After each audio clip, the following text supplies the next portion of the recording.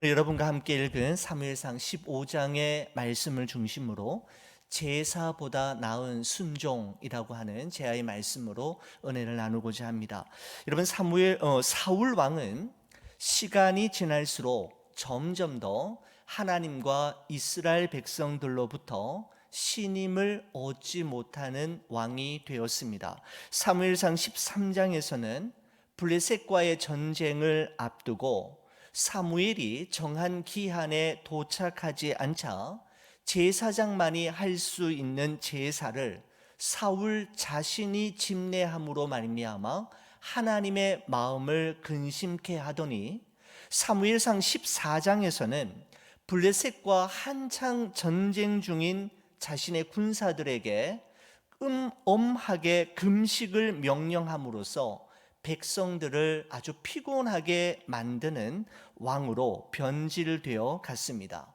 처음 그가 왕위에 오를 때에는 하나님과 많은 백성들의 기대 속에 시작하였지만, 세월이 흐를수록 사울 왕은 점점 더 하나님과 사람들의 기대에 미치지 못하는 왕으로 전락해 가기 시작했던 것입니다. 여러분, 그럼에도 불구하고 우리 하나님께서는 자신감과 신뢰감을 잃어가는 사울 왕에게 새로운 회복의 기회를 주셨는데, 3절의 말씀을 한번 보시겠습니다. 지금 가서 아말렉을 쳐서 그들의 모든 소유를 남기지 말고 진멸하되 남녀와 소아와 젖먹는 아이와 우양과 낙타와 나귀를 죽이라 하셨나이다 하니라고 말씀합니다. 여기 아말렉 족속이 나오는데, 여러분, 아말렉 족속은 야곱의 형인 에서의 손자인 아말렉의 후손으로서 이스라엘 민족의 출애굽한 직후에 르비딤이라고 하는 광야에 이르렀을 때에 전쟁 준비가 아직 전혀 되어 있지 않은 이스라엘 백성들을 죽이기 위해 아말렉의 최정예 부대가 기습 공격하는 사건이 발생하게 됩니다. 이때 모세가 손을 들면 이스라엘이 이기고, 모세가 손을 내리면 아말렉이 이기자 아론과 훌이 모세의 오른쪽과 왼쪽에서 모세의 기도의 손이 내려오지 않게 함으로써 그날 대승을 거두게 되지요. 그때 하나님께서 이렇게 말씀하셨습니다. 출애굽기 17장 14절 15절에 보면 이렇게 기록합니다. 여호와께서 모세에게 이르시되 이것을 책에 기록하여 기념하게 하고 여호수아의 귀에 외워 들리라. 내가 아말렉을 없이 하여 천하에서 기억도 못하게 하리라. 모세가 제단을 쌓고 그 이름을 여호와 니시라 하고 라고 말씀하고 있습니다. 여러분, 여기 보시면은 여호와 니시라는 말은 여호와는 나의 깃발이라고 하는 뜻으로서 나에게 승리를 주시는 하나님이라고 하는 의미를 가지고 있습니다. 하나님께서는 르비딤에서 전쟁한 후에 어떤 결정을 내리시느냐 하면 아말렉을 천하에서 기억하지 못하도록 없애시겠다라고 말씀하셨습니다. 바로 이 중요한 아말렉 진멸 프로젝트를 사울 왕에게 하나님께서 맡기신 것입니다. 너는 지금 가서 아말렉을 쳐서 그들의 모든 소유를 남기지 말고 진멸하되 남녀와 소아와 젖먹이는 아이까지 우양과 낙타와 나귀를 모두 다 진멸하라, 죽이라고 명령하셨습니다. 여러분, 우리가 보기에는 하나님의 이 진멸 명령이 아주 잔인한 명령처럼 들리지만 이것은 아말렉을 향한 하나님의 최후의 심판을 의미하는 것이었습니다. 하나님께서는 바로 사울 왕을 통해 아말렉을 심판하기 위한 계획을 가지고 계셨던 것입니다. 여러분, 그 전쟁 결과 어떻게 되었습니까? 7절에서 9절이 그 결과를 이렇게 말씀하고 있습니다. 사울이 하윌라에서부터 애굽 앞 술에 이르기까지 아말렉 사람을 치고 아말렉 사람의 왕 아각을 사로잡고 칼날로 그의 모든 백성을 진멸하였으되 사울과 백성이 아각과 그의 양과 소에 가장 좋은 것 또는 기름진 것과 어린 양과 모든 좋은 것을 남기고 진멸하기를 즐겨 아니하고 가치 없고 하찮은 것은 진멸하니라 라고 말씀하고 있습니다. 하나님께서는 분명히 하나도 남기지 말고 아말렉의 모든 소유를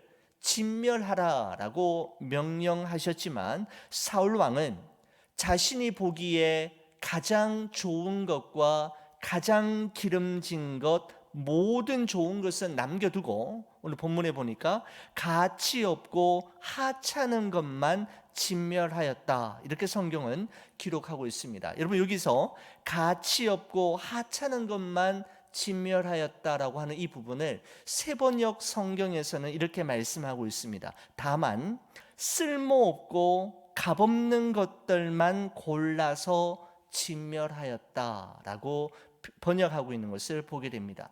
여러분 그렇다면 왜 사울 왕은 하나님의 명령을 따라서 온전히 진멸하지 않고 절반의 순종을 했던 걸까요? 저는 한 두 가지 이유였을 거라 이렇게 추측해 보았습니다. 첫 번째 원인은 아마 그에게 아까운 마음이 들었기 때문이다라는 생각을 하게 됩니다. 아말렉과 전쟁을 시작할 때에는 사울도 아마 처음에는 하나님만 전적으로 의지하고 하나님의 말씀에 온전히 순종하겠다라고 하는 마음으로 그 전쟁을 시작했을 것이지만 막상 전쟁을 승리로 이끌고 너무나 좋은 양질의 소와 양을 보는 순간 사울은 그것들을 자신의 손으로 없애는 것이 너무나도 아까웠던 것입니다. 하나님의 말씀보다는 당장 눈앞에 보이는 이익에 영안이 어두워졌기 때문이었을 것입니다. 두 번째 원인은 하나님의 말씀보다는 이스라엘 백성들의 눈치를 보았기 때문입니다. 여러분 고대 국가에서는 전쟁에서 이기면 많은 전리품들을 적국에서 가져오게 되는데 그 전리품을 왕과 장군이 다 나눠 가지는 것이 아니라 일반적으로는 전쟁에 참여했던 군사들뿐만 아니라 일반 백성들에게까지 그 전리품들을 나누어 줌으로써 왕의 능력을 입증해 보이는 그 관습이 그 당시에 있었던 것입니다. 여러분 그런데 이렇게나 많고 이렇게나 훌륭한 전리품들을 전장에서 모조리 진멸시키고 불태워버리고 빈손으로 돌아가면 백성들에게 나누어 줄 몫이 없을 것이고 그렇게 되면 왕으로서 백성들의 인정은커녕 미움만 받게 될까 봐 두려웠던 것입니다. 하나님의 말씀보다 백성들의 눈치가 더 그에게는 두려움의 이유가 되었던 것이죠. 사울 왕은 눈에 보이지 않는 하나님께 인정받는 왕이 될 것인가 아니면 눈에 보이는 백성들로부터 좋은 평가와 인정을 받는 왕이 될 것인가 라고 하는 두 갈래의 기로에서 그는 후자의 길을 선택하고 말았던 것입니다. 여러분 이 같은 사울 왕의 선택은 어떤 결과를 낳게 됩니까? 오늘 본문 10절 11절은 이렇게 말씀하고 있습니다. 여호와의 말씀이 사무엘에게 임하니라 이르시되 내가 사울을 왕으로 세운 것을 후회하노니 그가 돌이켜서 나를 따르지 아니하며 내 명령을 행하지 아니하였음이니라 하신지라. 사무엘이 근심하여 온 밤을 여호와께 부르짖으니라 라고 말씀하고 있습니다. 여러분 하나님의 청천벽력과도 같은 말씀이지요. 내가 사울을 왕으로 세운 것을 후회하노라. 여러분, 이보다 더 비극적인 인생, 이보다 더 비참한 선언이 어디에 있겠습니까? 여러분, 어떻습니까? 하나님이 후회하실 수 있는 겁니까? 여러분, 그렇지 않습니다. 하나님은 하나님의 속성상 후회하실 수 없습니다. 여러분, 이와 비슷한 표현이 우리가 창세기 6장의 말씀에도 나오는데, 여러분, 이런 표현이 있습니다.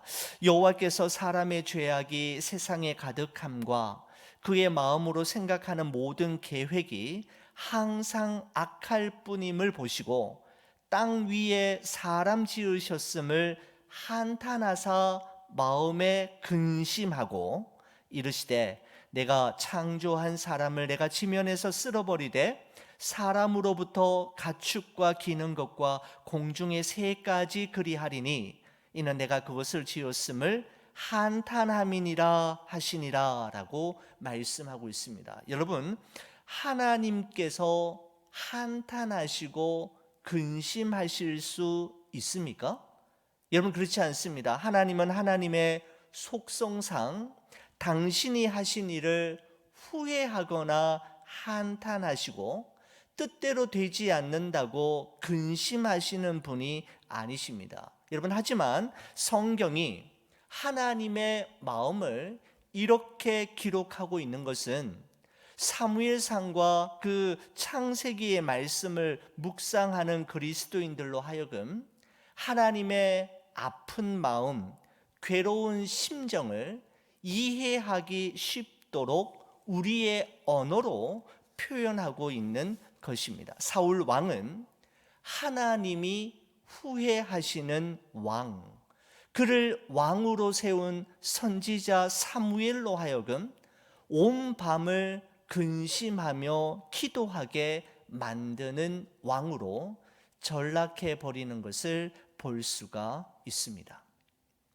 여러분, 사울 왕의 내리막길 행보는 이것만이 아니었습니다. 다음 날 아침이 되자마자 사울을 만나기 위해서 떠날 준비를 하고 있던 사무엘은 어떤 사람을 통해서 전날 있었던 일에 대한 사울 왕의 소식을 듣게 되는데 12절 말씀에 보시면 사무엘이 사울을 만나려고 아침에 일찍이 일어났더니 어떤 사람이 사무엘에게 말하여 이르되 사울이 갈멜에 이르러 자기를 위하여 기념비를 세우고 발길을 돌려 길갈로 내려갔다 하는지라 라고 말씀하고 있습니다. 하나님은 지금 가슴 아파하시며 후회하시고 사무엘은 지난 밤을 근심하며 기도했는데 사울 왕은 그 시간에 자기를 위하여 갈멜에 기념비, 즉 승전비를 세우느라 정신이 없었던 것입니다. 여러분, 여호수아서 4장 말씀에 보면 200만 명이 넘는 이스라엘 백성들이 그들의 힘으로는 도저히 건널 수 없었던 요단강을 도하한 후에 하나님께서는 이스라엘 백성들에게 명령하지요. 그들이 방금 건너왔던 요단강의 한 복판에서 12지파의 수대로 12개의 돌을 가져오게 하셨고 그 돌을 가나안 땅의 첫 성인 길갈에 기념비를 세우게 하셨습니다.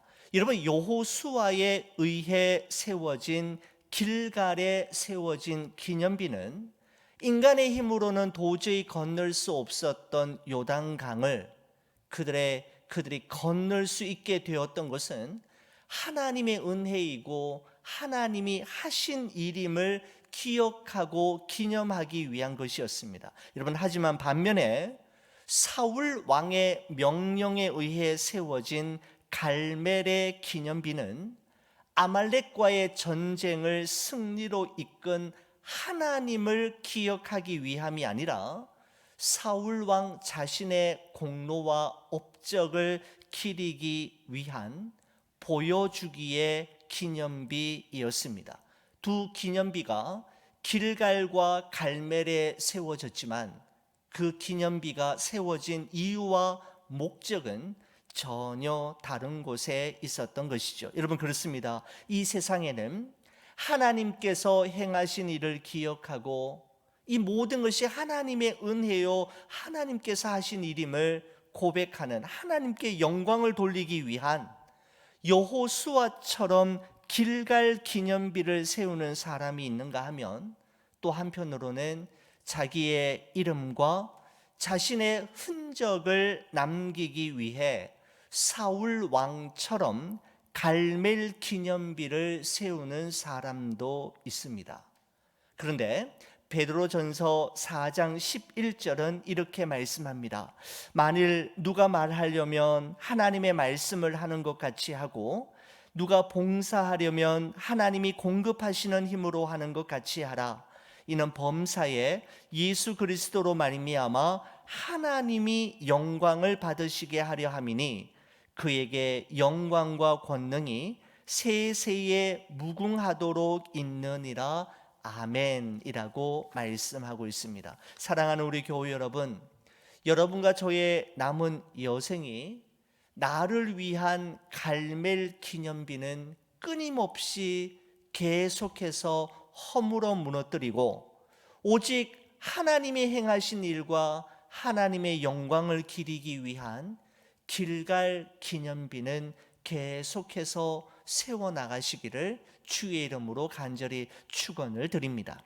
여러분, 사울을 만난 사무엘 선지자는 하나님께서 분명하게 말씀하시기를 아말렉을 친 후에는 모든 소유물을 진멸하라고 하셨는데, 지금 내 귀에 들리고 있는 이 양의 소리와 이 소의 울음소리는 어떻게 된 것입니까? 라고 했을 때 15절에 사울 왕이 이렇게 대답합니다. 사울이 이르되 그것은 무리가 아말렉 사람에게서 끌어온 것인데, 백성이 당신의 하나님 여호와께 제사하려 하여 양들과 소들 중에서 가장 좋은 것을 남김이요 그 외의 것은 우리가 진멸하였나이다 하는지라 라고 되어 있습니다. 지금 무슨 말하고 있는 겁니까? 사울 자기가 한 것이 아니라 이스라엘 백성들이 끌고 온 것입니다 라고 하며 왕이 백성에게 책임을 전가하고 있는 것입니다.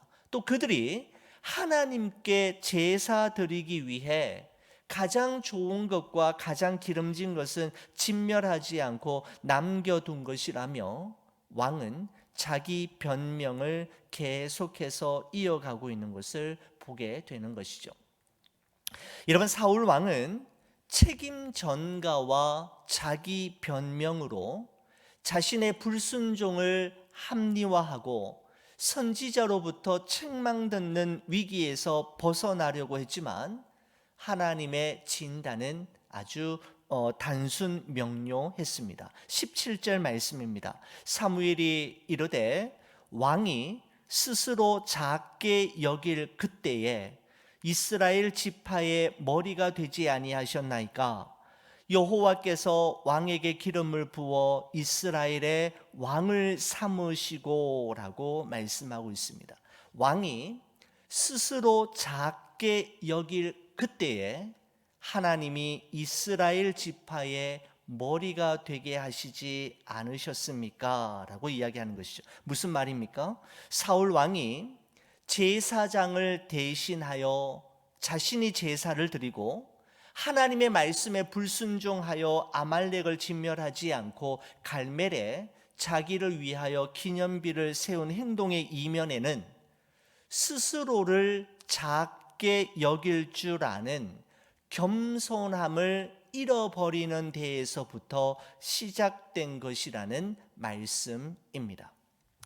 여러분, 제인 오스틴이라고 하는 분이 쓴 오만과 편견이라고 하는 아주 그 유명한 작품이 있죠. 여러분, 거기서 제인 오스틴이 오만과 편견을 이렇게 그의 책에서 정의하고 있는 것을 본 적이 있습니다. 오만이란 다른 사람이 나를 사랑할 수 없게 만드는 것이고, 편견은 내가 다른 사람을 사랑할 수 없게 만드는 것이다 라고 말하고 있는데, 여러분, 오만하고 교만한 사람, 편견과 선입견을 가지고 다른 사람을 대하는 사람을 좋아할 사람이 여러분 어디에 있겠습니까? 여러분, 사람도 이처럼 싫어하는데 하나님은 그들을 대적하신다라고 말씀하고 있습니다. 베드로전서 5장 5절에서 7절의 말씀을 보시면 하나님은 교만한 자를 대적하시되 겸손한 자들에게는 은혜를 주시느니라. 그러므로 하나님의 능하신 손 아래에서 겸손하라. 때가 되면 너희를 높이시리라. 너희 염려를 다 주께 맡기라. 이는 그가 너희를 돌보심이라 라고 말씀하고 있습니다.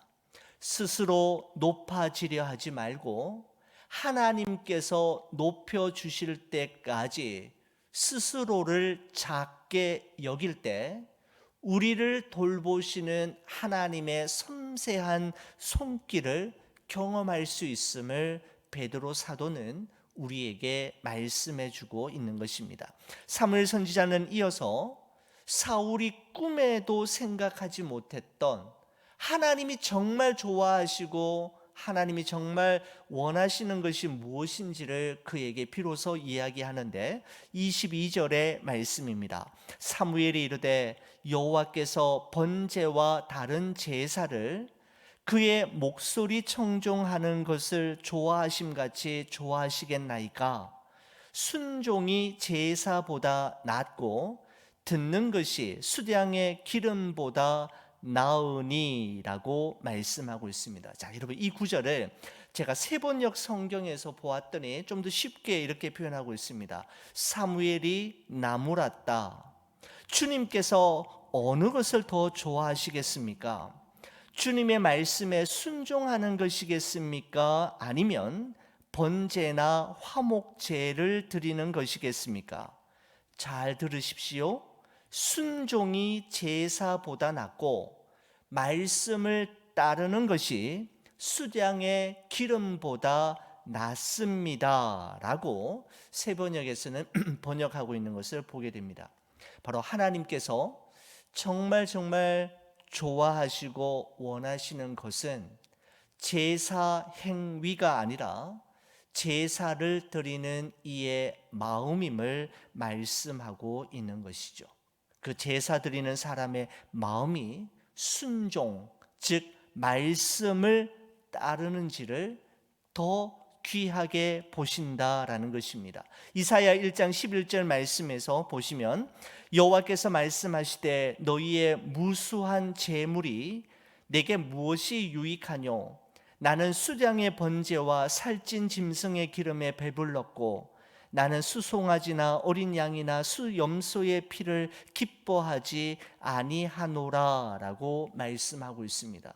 무수한 제물로 아무리 많이 제사를 드릴지라도 제사를 드리는 자, 즉 예배자에게 자기 자신을 스스로 작게 여기고 자세를 낮추는 겸손함과 순종의 마음, 즉 하나님의 말씀을 따를 마음이 없다면 그 제사는 결코 하나님이 받지 않으심을 말씀하고 있는 것이죠.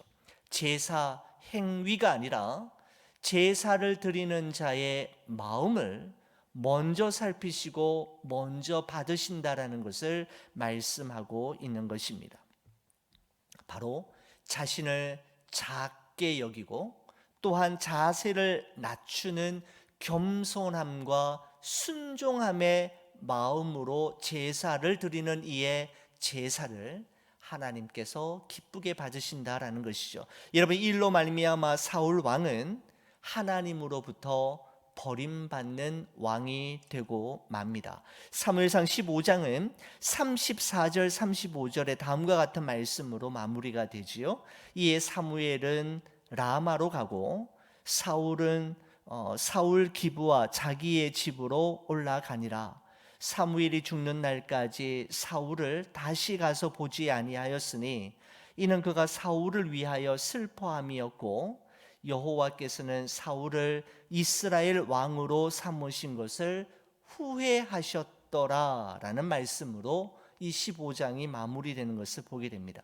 사울과 사무엘이 서로 각자의 길을 걷는 모습으로 막이 내리게 되는 것이죠. 사무엘은 사울 왕으로 인하여 슬퍼하였고 하나님께서는 사울을 왕으로 삼으신 것을 후회하였다라고 하는 기록을 한 번 더 기록하고 있습니다. 여러분, 이보다 더 비극적인 인생이 어디에 있겠습니까? 여러분, 이제 사무엘상 16장부터는 새 왕 이야기의 두 번째 왕 이야기가 이로 말미암아 시작이 되는데, 이 두 번째 왕을 하나님께서 처음 만나셨을 때 얼마나 마음에 들어 하셨는지 사도행전 13장 21절 22절은 그 두 번째 왕을 이렇게 소개하고 있습니다.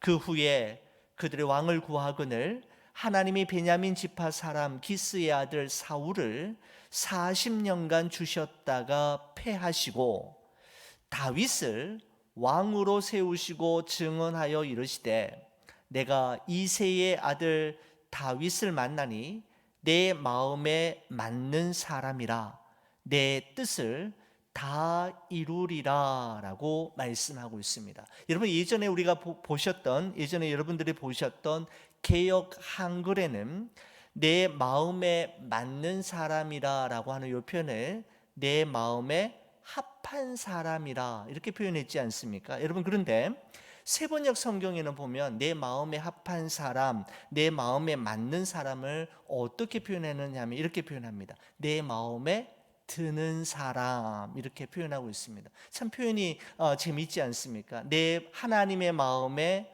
맞는 사람, 하나님의 마음에 합한 사람, 하나님의 마음에 꼭 드는 사람, 다윗을 말씀하고 있는 것이죠. 여러분, 이보다 더 감동적인 인생은 또 어디에 있겠습니까? 동일한 시대, 동일한 지역에서 살았던 사울과 다윗이지만 그들의 삶은 하나님이 보시기에 전혀 달랐던 것을 보게 되는 것입니다. 여러분, 성탄절이 이제 눈앞으로 다가왔고요. 한 해가 저물어 가고 있습니다. 한 해의 마지막 끝자락에 저희들은 서 있습니다. 여러분은 올 한 해 어떤 길을 걸어오셨습니까? 하나님 앞에서 어떤 삶을 사셨습니까? 사울의 길입니까? 다윗의 길입니까? 사울의 삶입니까? 다윗의 삶입니까? 우리가 다시 마음을 돌이켜 우리의 삶이 하나님이 후회하시는 사람, 하나님을 근심케 하고 하나님을 슬프게 해드리는 사람이 아닌 스스로를 작게 여기고 자세를 낮추는 겸손함과 순종의 마음을 소유한 사람, 즉 하나님의 마음에 합한 사람, 하나님의 마음에 맞는 사람, 하나님의 마음에 꼭 드는 바로 그 사람으로 여러분과 저의 이 한 해의 마지막과 남은 여생을 살아가기를 우리 주의 이름으로 간절히 축원을 드립니다. 기도하시겠습니다.